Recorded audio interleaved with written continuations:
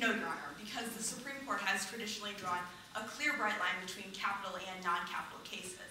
Specifically, in all of the capital cases, it is noted that these kind of exceptions do not apply to non-capital cases.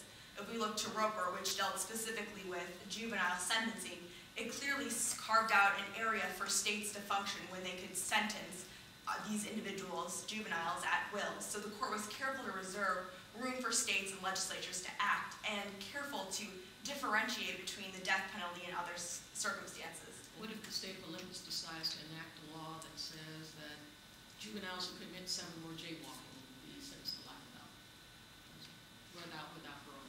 Certainly that type of case would definitely trigger a gross proportional analysis under this court's review.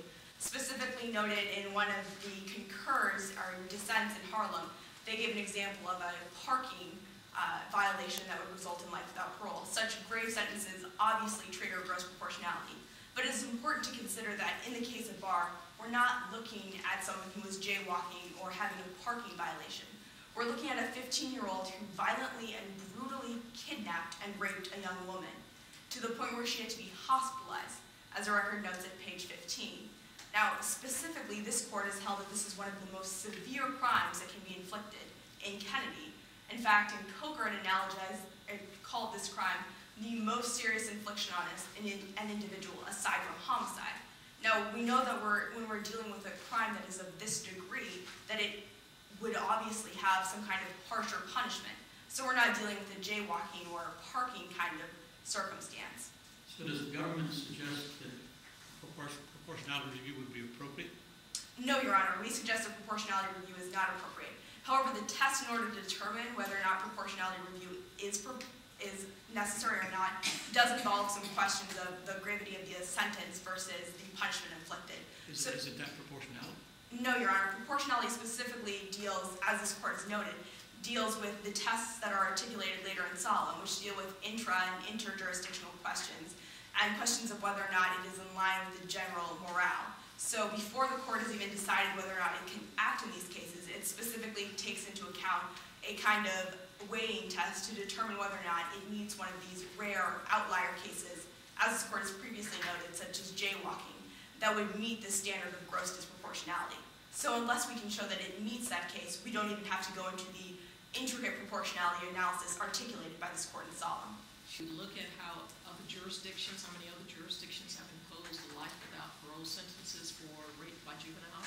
We should only look at those numbers if we believe that it is grossly disproportionate.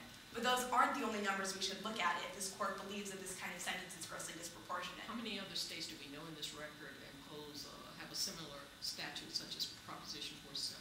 The record notes that there are 10 other states that have a similar proposition, which under statutes such as Ewing can be a clear trend towards a kind of juvenile sentencing. But more importantly, we should look to the way in which Proposition 417 was constructed. Now, the record notes at page 3 that Proposition 417 was adopted by the people of the state of Olympus, which specifically shows the kind of standard that was articulated by this court in Trop v. Dulles, which requires that these kind of laws be in line with the modern standards of public decency, which this statute is clearly in line with, as it is a public articulation of the morals and values of the specific community. You're suggesting we can draw that just because 10 jurisdictions have decided to go this? No, Your Honor. I'm suggesting that along with the suggestion that Proposition 417 was a conscious decision by the members of Olympus State, makes it very clear that it was in line with what the morals and values of the community were at the time, which this court has always placed a premium on since Trop v. Dulles. And I'm suggesting that we don't even have to look at that analysis because it's not grossly disproportionate. But in the case that we do, we can look to the specific voting methods that were enacted in statutes such as propositions. Now further, if we look to these kind of arguments, we have to evaluate, the court has said that we have to evaluate penological codes to determine whether or not there's a penological justification for these type of acts. Now the court has argued that this specifically speaks to the harshness of the penalty, and has argued sometimes in cases such as Roper, which I argue does not apply here because of the bright line. But even if this court finds that Roper does apply to some extent here, we know that the penological justifications that are diminished, according to this court in Roper, for punishing juveniles don't apply. Now specifically, at page 11 of the record, we can see that there's a 19% recidivist rate of these individuals who commit sexual offenses to commit sexual offenses again, and a 46% recidivist rate for them to commit other offenses in this area. Now, we know that this creates a clear penological reason for the state of Olympus to be able to enact these kind of policies, and the court has traditionally deferred to the state legislators to make these kind of decisions, as noted by the court in cases such as Coker. Now, because this type of legislation is in line with the 8th Amendment and does not constitute gross disproportionality, and because even if it did, it would be in line with the proportionality analysis of this court, we ask that you overturn the lower court's decision and find in favor of the state of Olympus. Thank you. May it please the court. My name is Kara Howe, and I, along with co-counsel Elizabeth Conway, represent the respondent, Mr. William Denolf, Jr. I will demonstrate how the state of Olympus violated Mr. Denolf's 4th Amendment rights, and my co-counsel will address how Mr. Denolf's 8th Amendment rights were violated by the state of Olympus. Mr. Denolf's 4th Amendment rights were violated for 2 reasons. 1, the use of the Cyclops 237 constitutes a search. Thus, a warrant is required. And 2, Mr. Denolf had a legitimate expectation of privacy that society would deem reasonable, and the state of Olympus violated that expectation of privacy. Well, how could you have had a reasonable expectation of privacy if the Cyclops 237 is readily available to bird watchers and other members of the public? You could have easily seen the police saw it on this particular day. Cyclops 237 is available to a minute population. This is a military-grade goggle whose initial purpose was for military operations in Iraq.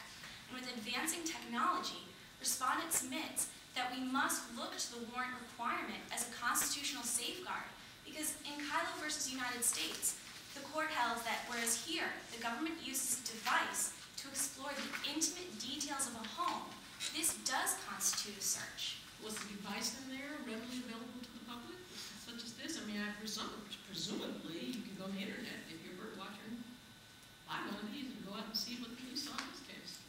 Yes, Your Honor, bird watchers are able to buy this Cyclops 237.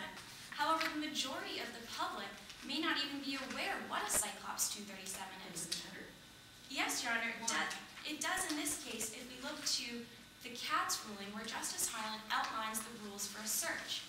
In that 1, the person has exhibited a subjective expectation of privacy, and 2, that expectation be one that society would deem reasonable. And let's talk about Kylo as opposed to Katz, because, Kylo was a 2001 decision, and there was a thermal imaging device, which is very different. That's something which is not readily available, and that's really, I think, that the biggest weakness in your case. How would you address that? Why do you think that your case is or is not different from Kylo? Yes, Your Honor. Respondent would distinguish, liken this case to Kylo in the sense that the rationale behind the decision in Kylo was that the device was capable of detecting lawful and unlawful activities in the home, and therefore the device does not discriminate between the intimate details of the home. And Kylo ruled that since all details of the home are intimate, we cannot leave society at the discretion of the police and technology, and that is why we have the warrant requirement. Illinois versus Caballos reaffirms this decision, and that because dogs are only capable of sniffing out contraband, an illegal activity, a warrant is not required. But with Kylo, the device is capable of detecting both those that are lawful and unlawful. And the Cyclops 237 is capable of doing the same. Well, factually, what privacy interest was violated below? I mean, when the police officers did what they did, what actually did they do?